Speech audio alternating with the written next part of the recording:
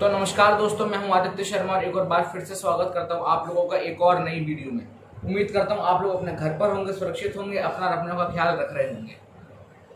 Friends, सबसे पहले तो बहुत बहुत सॉरी, क्योंकि एक पिछली वीडियो में एक बड़ी गलती थी, जो कि मैंने भी जब वीडियो बाद में देखी अच्छे से और पढ़ी, और आप लोगों ने भी बताया, आप लोगों में से कुछ लोगों ने, एक बड़ी गलती मैंने पिछली वीडियो में करी थी। एक्चुअली पिछली वीडियो जो अब्दुल हमीद हमारे सोल्जर थे उनके ऊपर मैंने बनाई थी, तो उनका जो मतलब इंसिडेंट था पूरा वो 1965 का है। लेकिन मैंने जो अपनी वीडियो में मेंशन करा है वो कारगिल वॉर का ईयर मेंशन करा है 1965, बल्कि कारगिल वॉर जो हुआ था वो हुआ था 1999 में, जब अटल बिहारी वाजपेयी जी प्राइम मिनिस्टर थे। तो ईयर बहुत गलत हो गया था ये, जो कि बहुत बड़ी गलती थी। लेकिन एट लास्ट मैं भी इंसान ही हूँ, तो गलतियाँ होती हैं, इंसान से ही होती हैं, तो माफ़ करिएगा, वो गलती थी तो सही कर देता हूँ। कारगिल वॉर 1965 नहीं 1999 में हुआ था। खैर, आज की वीडियो पर आते हैं। आज वीडियो ऐसे बनाने का कोई प्लान नहीं था, लेकिन कल कुछ हुआ ऐसा, कल कुछ ऐसी न्यूज़ आई जिन पे शायद वीडियो बनानी ही चाहिए थी, और ख़ासकर उन लोगों के लिए वीडियो बहुत इंपॉर्टेंट रहने वाला है जो या तो स्टूडेंट्स हैं, भले फिर वो कॉलेज हो या फिर स्कूल या फिर एजुकेशन सेक्टर से किसी भी तरीके से ताल्लुक़ रखते हैं, और शायद एजुकेशन से सभी ताल्लुक़ रखते हैं। तो सबके लिए वीडियो बहुत बहुत इंपॉर्टेंट है। बस इंडियन आप होने चाहिए, और इंडियन ही हैं सब। तो कल न्यू एजुकेशन पॉलिसी, नई शिक्षा नीति कैबिनेट के द्वारा लॉन्च करी गई। क्या थी वो शिक्षा नीति, आपको मैं समझाऊंगा। दो भागों में बांट देता हूं। पहले तो इसको, एक स्कूल के लिए क्या नियम, मतलब स्कूल एजुकेशन में क्या बदलाव करे गए हैं, और एक हायर एजुकेशन यूनिवर्सिटी और कॉलेज लेवल पे क्या बदलाव किए गए। सबसे पहले तो करीब 35 साल बाद, 35 ईयर्स बाद हमारी शिक्षा नीति बदली गई है। हमारे एजुकेशन सिस्टम में कुछ बदलाव लाए गए हैं। क्या वो बदलाव हैं, आइए बताता हूँ। एक्चुअली फैक्ट्स आज बहुत ज़्यादा हैं, बहुत सारे नाम, बहुत सारी ऑर्गेनाइजेशंस के नाम हैं, तो उसके लिए मुझे डायरी में देखना ही पड़ेगा जहाँ पे मैंने फैक्ट्स लिख रखे हैं। तो अगर आप लोगों को बुरा लगे कि मैं मारो नीचे क्यों देख रहा हूँ, तो बता देता हूँ पहले इस वजह से देख रहा हूँ, क्योंकि जितने भी फैक्ट्स हैं वो डायरी में ही लिख रखे हैं और ये याद करना शायद पॉसिबल नहीं है। तो बताता हूँ जल्दी से। पहला तो जैसे मैंने आपको बताया कि करीब 35 साल बाद एजुकेशन पॉलिसी में कुछ चेंज लाया गया है, जो कि बहुत अच्छा है और बहुत इंपॉर्टेंट भी था। फॉर स्कूल पे मैं पहले आता हूँ। स्कूल में क्या क्या बदलाव हुए हैं। तो स्कूल में पहले 10+2 होता था। 10+2 मतलब करीब 12 साल, 12 साल का। अब जो नया सिस्टम है, ये आपको मैं पहले ही बता दूं कि लॉन्च कब से होगा। स्कूल के जो बदलाव है वो जो 2021 में, मतलब अगले साल का जो सेशन होगा उसमें बदलाव लगेंगे, उसमें बदलाव चालू होंगे। और कॉलेज में जो भी कॉलेज के अभी आगे आपको मैं बताऊंगा क्या क्या बदलाव किए गए हैं, वो सारे 2022 में, मतलब आज से करीब 2 साल बाद तब से लागू किए जाएंगे। ठीक है, तो इस साल भी, मतलब इस साल आपको कोई बदलाव नहीं दिखने वाला। इस साल जो था वैसे ही चलेगा। तो 10+2 पहले होता था 12 साल का, लेकिन जो नया स्कूल सिस्टम है उसके अनुसार 5+3+3+4, 10+2 की जगह 5+3+3+4 में टोटल 15 साल का ये स्कूल सिस्टम चलेगा। अब ये 15 साल को किस तरीके से डिवाइड करा गया है। 12 साल का स्कूल होगा, जो कि पहले भी था, +3, जो 3+ हुआ है वो है 3 ईयर प्री स्कूल, जिसको हम आंगनवाड़ी भी बोलते हैं। मतलब जो प्री स्कूल था वो 3 साल का अलग से लगेगा न्यू एजुकेशन सिस्टम के हिसाब से, मतलब 2021 से। 3 ईयर्स का प्ले स्कूल होगा, 2 years first and second class होगा, 2 ईयर्स 3 to 5th होगा, मिडिल स्कूल 6 to 8th होगा, और सेकेंडरी स्टेज होगा 9 to 12th। तो इन स्टेजेस में भी अब हमारे एजुकेशन सिस्टम को बांटा गया है, जो कि पहले एब्सेंस था। न्यू बोर्ड, एक नया बोर्ड बनाया गया है गवर्नमेंट की तरफ से, जिसका नाम है चाइल्डहुड केयर एंड एजुकेशन, और ECCE शॉर्ट फॉर्म में बोले तो चाइल्डहुड केयर एंड एजुकेशन। इसका काम क्या होगा, जो किंडरगार्टन के बच्चे हैं उन लोगों पे ध्यान रखना बेसिकली। कई लोग ऐसे हैं जो एजुकेशन को नहीं कर पाते कंटिन्यू अपने फैमिली कंडीशंस की वजह से। तो ये जो अलग से काउंसिल बनाया गया है, अलग से बोर्ड बनाया गया है गवर्नमेंट के द्वारा, ये केवल चाइल्डहुड पर ज्यादा फोकस करेगा, चाइल्डहुड एजुकेशन पर ज्यादा फोकस करेगा। 4 years for higher secondary gets lift up. जो हायर सेकेंडरी स्कूल है उसको भी अब लिफ्ट अप करा गया है। आर्ट्स, कॉमर्स, साइंस, जनरली ये स्ट्रीम्स हैं हमारे इंडिया में जो कि आप 11th-12th में ऑप्ट करते हो, ठीक है। लेकिन अभी आप 9th में ऑप्ट कर सकोगे। आईसीएसई बोर्ड की मैं अगर मैं बात करूं तो आईसीएसई बोर्ड में अभी भी ये रूल है। सीबीएसई में और शायद स्टेट बोर्ड्स में ये रूल अभी इस वक्त नहीं है। उसमें 11th-12th में हमको स्ट्रीम चूज करना होता है, लेकिन अब हमको ये 9th से ही करना होगा। और इसमें आर्ट्स, कॉमर्स और साइंस जो स्ट्रीम सिलेक्शन होता था इसको पूरी तरीके से बंद कर दिया जाएगा।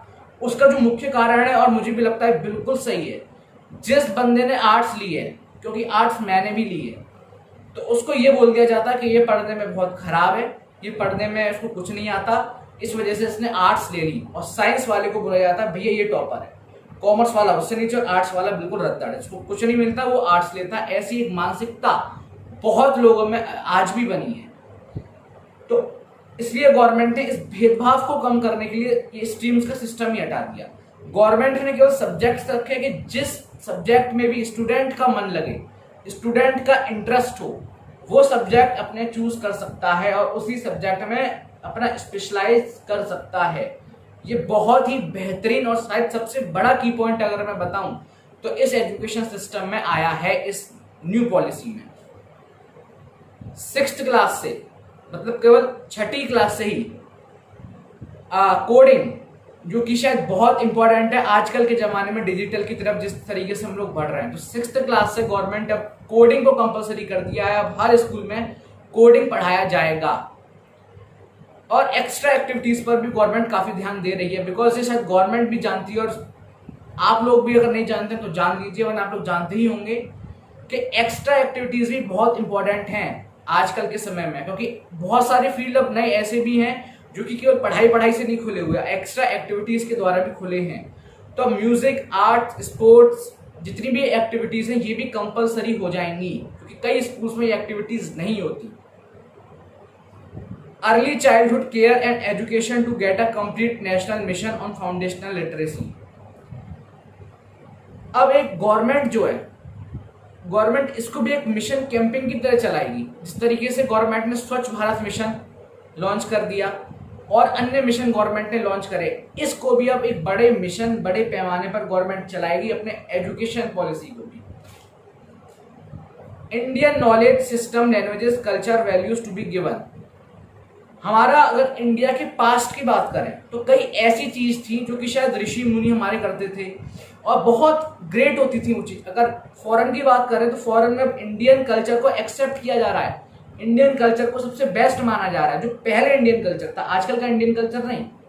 तो हम लोग वो भूलते जा रहे हैं। तो गवर्नमेंट ने इस पर भी फोकस किया कि इंडियन कल्चर और जो उधर के फैक्ट्स थे वो भी बच्चों को पढ़ाए जाएं, जो कि शायद बहुत ही बेहतरीन रूल है गवर्नमेंट के द्वारा।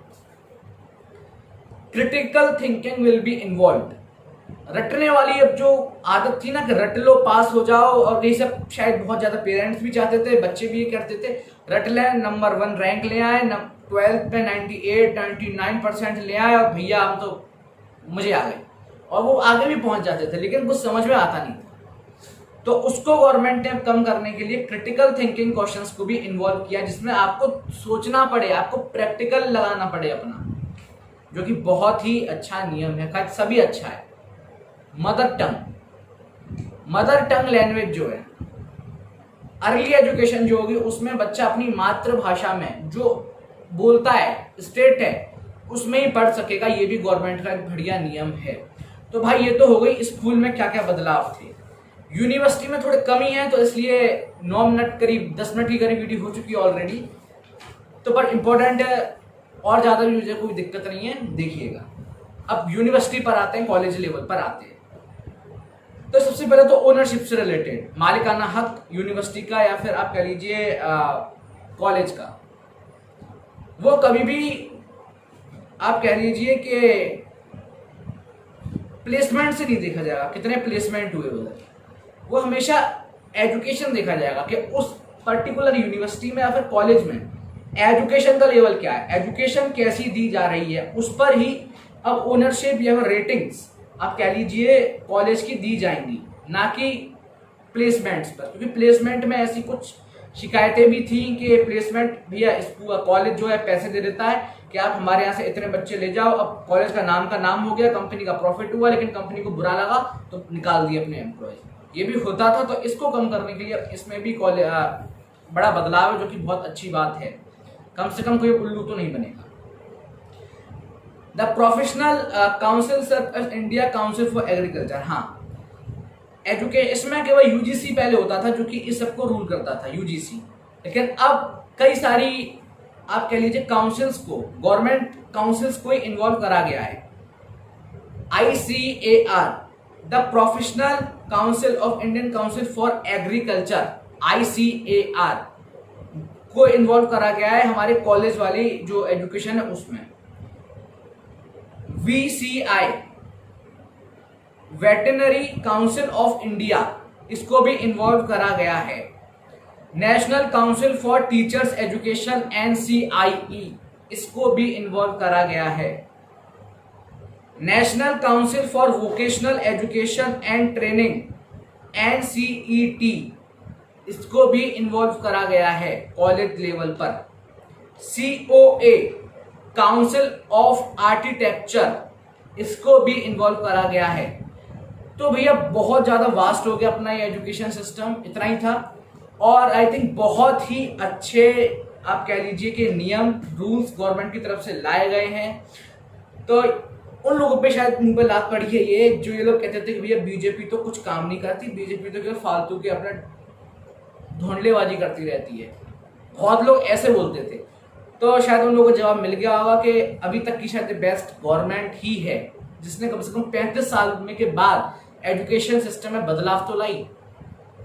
तो एक और बड़ा बदलाव, एजुकेशन मिनिस्ट्री, मतलब जो पहले अभी जिसको बोला जाता था HRD ministry, human resources and development ministry, अब उसको एजुकेशन मिनिस्ट्री बोला जाएगा।